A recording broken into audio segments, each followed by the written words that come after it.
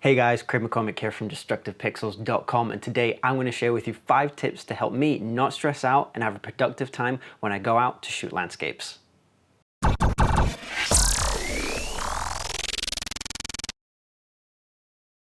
So before I get started here, I just want to say that these are the tips that have helped me not stress out when I go out and shoot my landscapes. But if you watch this video and you have an idea or a tip or a technique or an idea that you use to help yourself not stress out and you don't see it in this video, put it in the comments below. I'd love to hear what it is.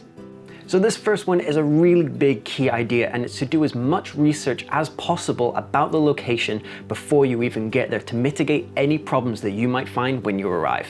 So look online to see if anybody has shared their experiences of going to a specific location, whether it's in blog posts or in the image descriptions on 500px and Flickr, because oftentimes I find really good information in those image descriptions. So that's actually why I make a point of putting them in myself as well in the image description. So if someone wants to go to a specific location I've gone to, they kind of get a bit of a backstory as well. So definitely look online to see if you can find out as much information as possible from people who have already shot there. Another idea is to actually go onto Google Street View if you can for these locations, because oftentimes I do actually do this sometimes, where you can then go on Google Street View and you can get an idea of what the location looks like, whether it's the car park or something, and I'll talk about that in a second. But if you know what the car park looks like, you then have a visual reference for when you're driving to the location. So you're already kind of looking for a scene that you've already seen before in your head. So you're already looking for that specific spot. Words are difficult. So you're looking for that specific spot, and then when you see it, you go, I know that's the place I want to go to. And I mentioned parking earlier. This is something you really should be looking at, especially if you're going to be driving to those locations. So is there a car park? Is there any parking? If so, is it free? Do you have to pay for it? Is there a time restriction? Because quite a few car parks nowadays are time restricted. You can only be there for a certain amount of hours. So this all kind of comes into planning ahead, so you know how long you need to be parked there for, how many spaces are in the car park as well, because sometimes there'll be peak times and peak periods, so where there is just no spaces in the car park. So definitely look, is there any car park or any parking areas near the location you want to go shoot? And it's also a good idea to think about where the light is coming from. I've covered apps before where it actually really helps you dial in where is the light coming from, when is the sunrise and sunset. So I'll put a little suggestion thing up here in the video and also in the description down below to go check out a couple of apps that will really help you out, find all this information of where the sun's coming from, what the sunrise and sunset times are, all that jazz.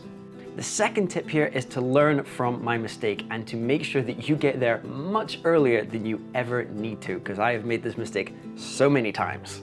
So if you plan on getting to a location at say like 6 a.m. for example, actually aim to get there for about 5, because you never know what problems you're going to run into, and by going like an hour ahead, you mitigate a lot of these problems. So say you hit traffic or bad weather, or you forget something, because I've done that. I've forgotten stuff before and I've had to go all the way back and then go to the location again, and you've already lost a lot of time. So by doing this and making sure that you're there way earlier in advance, it mitigates a lot of these problems, and it stops you from having to rush to the location and possibly even missing that great light. And that's the last thing you want to do, is to have to wake up at really early in the morning to then have and miss that light. So make sure you get there much earlier than you really need to.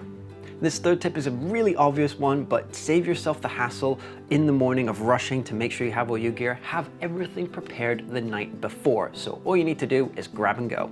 So that's things like make sure your batteries are fully charged, your cards are formatted, all your gear is cleaned and ready to go. You have all the accessories that you're gonna need as well. Make sure it's all ready just in your bag, so when you get up in the morning, you don't need to think about, oh, I actually need to pack my bag, I forgot to put this in it. Make sure everything is there the night before so you can just jump out onto the road.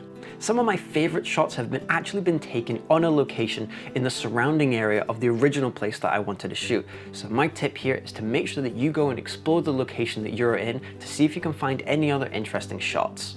You'd be surprised how often you can find new and interesting locations that other people have kind of overlooked because they're so focused on getting the shot from that specific location that you can actually find some really good images from places like the surrounding area. So say there's a big waterfall or something like that, and people mostly go to shoot that. Look for the rivers and stuff like that that are afterwards, after the waterfall. See if you can go to all these different little areas that people often just overlook. Simply, they overlook because they're so focused on going to the one specific spot. You don't always find something interesting, but it's a good practice and a good habit to get into, because sometimes the best shots that you'll find will be from those explorations. I've had this before where I've gone to a specific location to get a shot, and then I have found a even better shot, and I can tell you from experience that is the best feeling ever. So the last and most important tip of all of this is to remember to have fun. So if you don't get a shot, remember it is okay. Sometimes the weather just doesn't work out for you. The weather is a fickle beast. She is mean. Sometimes she just doesn't care how much pleading and begging you make for a good sunrise or sunset. You have very little control about that, especially when it comes to landscape photography. So remember to not freak out too much if you do have bad weather. I've had it before. You just have to live with it. You have to roll with the punches sometimes. Sometimes you get great weather, sometimes you don't, but you always have to remember to have fun. That is the most important thing. Remember, we're shooting pictures. It's nothing serious. It's nothing life-threatening. It's a fun thing to do. So remember to not take this too seriously and to just have fun. So those are my 5 tips to help you not stress out at your next landscape shoot. A lot of these tips and ideas can be related to all different sorts of photography. So again, if you have a tip or a technique or an idea that you've used to help you not stress out and have a really fun time when you go out and shoot images, whether it's portraits, landscapes, or whatever, share them in the comments below. I love to hear what they are so we can all learn together what are the things that have helped you not stress out when you go out and shoot. And if this is your first time here, I'd love to have you subscribe. I do weekly photography videos where I share with you the tools and techniques that I have learned, and I share them with you so you can shoot better images faster.